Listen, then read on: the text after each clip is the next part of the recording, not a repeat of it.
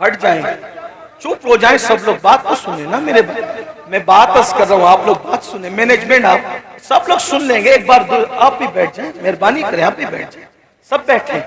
یہ کیا تماشا لگا, اتنی بڑی محفل سجائی, اتنی اچھی محفل سجائی, اور آپ لوگ ہیں کہ کوئی بھائی آپ بھی بیٹھ جائیں, اللہ رحم کرے, آپ بھی بیٹھ, کیوں بولتے ہیں بیٹھ جائیں, سب بیٹھیں, ارے سب بیٹھیں, آپ بھی بیٹھیں. ایک بار سب درود شریف پڑھیں. اللہم صلی علی سیدنا. آپ مت بولیں بھائی, کسی کو مت بولیں, میں بول رہا ہوں, آپ درود شریف پڑھیں بھائی, درود شریف پڑھیں. اللہ رب محمد صلی اللہ علیہ وسلم نحن عباد محمد. یہ بیچ میں آپ جب بولتے ہو نا تو ذہن منتشر ہو, چونکہ میں تقریر یاد کر کے نہیں آتا. دیکھو جو تقریر یاد کر کے آتے ہیں نا, آپ کچھ بھی کریں اس کو ڈسٹرب نہیں ہوگا, وہ یاد کر کے پھٹافٹ بولتا رہے گا. لیکن میں نے یاد کر کے میں نے تقریر کبھی یاد نہیں کی. میں آپ کی توجہ کو دیکھ کر کے پھر اللہ تعالیٰ جو سجاتا ہے وہ بولتا ہے, تو میرے ذہن سے بات نکلتی ہے, پھر میں بات آپ کو ختم کر دیتا ہوں. ایک بار درود شریف بلند آواز سے پڑھ لیں. اللہ رب محمد صلی اللہ علیہ وسلم نحن عباد محمد صلی اللہ علیہ وسلم صلاۃ و سلام علیک یا جد الحسن والحسین. توجہ کریں کہ جب سنت سے کوئی منہ پھیرے تو اس کا چہرہ مرنے کے بعد قبلے کی طرف نہیں ہوگا. اب آپ کیا سمجھتے, کہتے مولانا اللہ رحیم ہے, اللہ کریم ہے, ستار ہے, غفار ہے. ارے یہ بات مولانا کو آپ سے زیادہ سمجھتے ہیں کہ اللہ رحیم ہے, کریم ہے, ستار ہے, غفار ہے. لیکن آپ کو پوچھنا چاہتا ہوں, آپ مجھے بتائیں کہ آپ اور ہم اگر جرائم کریں تو اللہ غیرت والا, وہ رحم والا ہے تو وہ غیرت والا بھی ہے میرے بھائی. اس کی غیرت کی طرف توجہ کیوں نہیں کرتے؟ صرف سنت چھوڑنے پر جب وہ منہ قبلے کی طرف رکھنا گوارا نہ کرے تو وہ جنت کے اندر کیسے داخل کرے گا؟ اس کی خفیہ تدبیر سے ڈرو کہ دنیا میں پہلی اور آخری بار آئے ہو. مشرکین کو دیکھ کر, منکرین اسلام کو دیکھ کر ان کی طرح ننگا ناچ نہ کرو, ان کی طرح ظلم نہ کرو, ان کی طرح نہ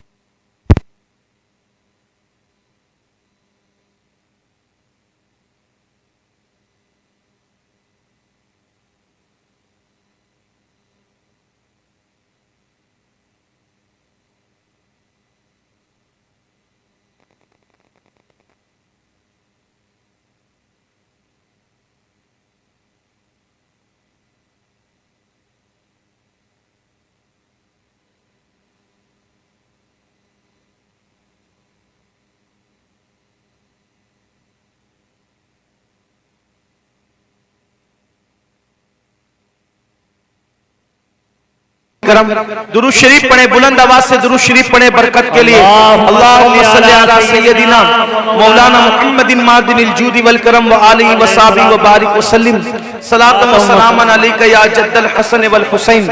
تو جلدی جلدی بات پوری کر دوں کہ جب انسان سنت سے منہ پھیر لے تو اللہ تبارک و تعالیٰ اس کا منہ کعبے کی طرف رکھنا گوارا نہیں کرتا. کعبے کی طرف منہ رکھنا گوارا نہیں کرتا, اللہ جنت میں اس کو کیسے ڈالے گا؟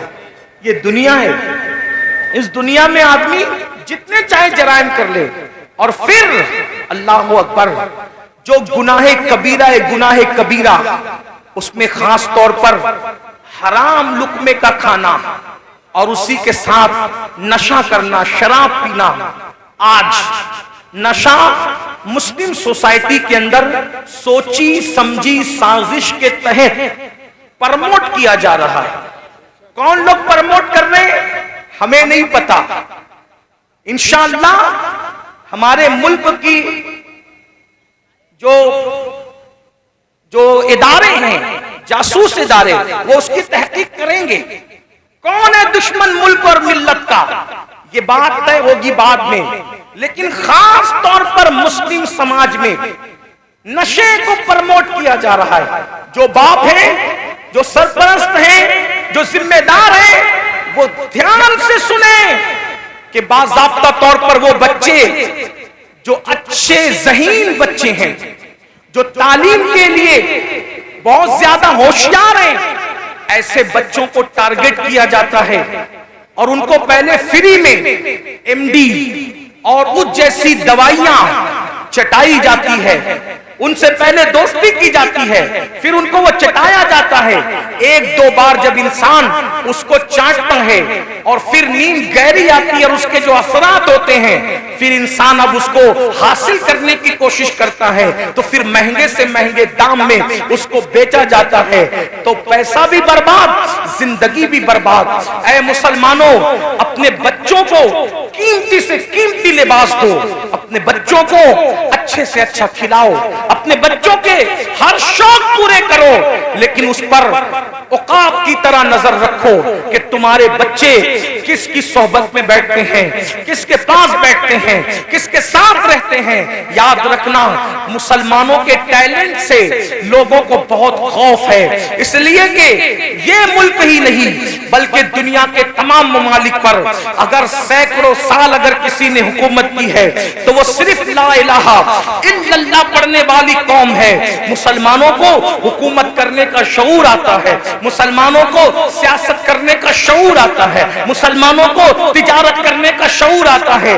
दुनिया जानती है जिस दिन मुसलमान तिजारत की मंडी में डट जाएगा, किसी की माँ ने ऐसा लाल पैदा नहीं किया जो वो मुसलमान का मुकाबला कर सके। जब हम ताजिर थे हमारे मुकाबले में कोई ताजिर नहीं था, जब हम सियासत कर रहे थे हमारे मुकाबले में कोई सियासतदान नहीं था, हम इल्म के मैदान में डटे थे हमारे मुकाबले में कोई नहीं था। दुनिया के सारे इंसान बगदाद में और मिस्र में हमारे दरवाजों पर कासे गदाई लेकर इल्म की भीख मांगा करते थे। हाँ हाँ, हम ही थे जो लोगों को जागीरे भीख में अता करते थे, हम ही थे जो लोगों को माला माल करते थे। ऐ मेरी कौम के जवानों, लोगों को तुम्हारे टैलेंट से खतरा है, इनको पढ़ने मत दो, इनको आगे बढ़ने मत दो, इनको तिजारत करने मत दो, इनको जो है माश और मैशत की तरफ आगे बढ़ने मत दो, इनको गानों का आदी बना दो, इनको गेम का आदी बना दो, इनको नशे का आदी बना दो, इनको शराब का आदी बना दो। जालिमों, अपनी जिम्मेदारियों को महसूस करो। ये खिलौना मोबाइल का जो तुम्हारे हाथ में दे दिया गया है और अलग अलग गेम्स तुम्हें ला करके दे दिए गए हैं, कब तक गेम में डूबे रहोगे? गेम में मुब्तला करने वाले तुम्हारे खैर खान नहीं है, ये तुम्हारे मुस्तकबिल को तबाह कर देना चाहते हैं। नशे में डुबाने वाले तुम्हारे खैर खान नहीं है, ये तुम्हारे मुस्तकबिल को बर्बाद कर देना चाहते हैं। ऐ मेरी कौम के जवानों, हम गेम खेलने वाले लोग नहीं हैं, हम गेम खेलने वाले लोग नहीं हैं, हम तो नाखुने तदबीर से उम्मत की बिखरी हुई जुल्फों को संवारने वाले लोग हैं, हम तो कौमों के मुस्तकबिल को ताबनाक बनाने वाले लोग हैं। नौजवान किसी कौम का सरमाया होता है, अगर नशा करोगे खुद की फिक्र नहीं होगी, माँ बाप की फिक्र क्या करोगे? नशा करोगे खुद की फिक्र नहीं होगी, औलाद की फिक्र क्या करोगे? नशा करोगे खुद की फिक्र नहीं होगी, अपनी कौम की फिक्र क्या करोगे? मुसलमान नौजवानों, हमारा जवान खुद भी बढ़ने वाला है, कौम को भी आगे बढ़ाने वाला है। फिक्र करो, अपनी कौम को आगे बढ़ाओ।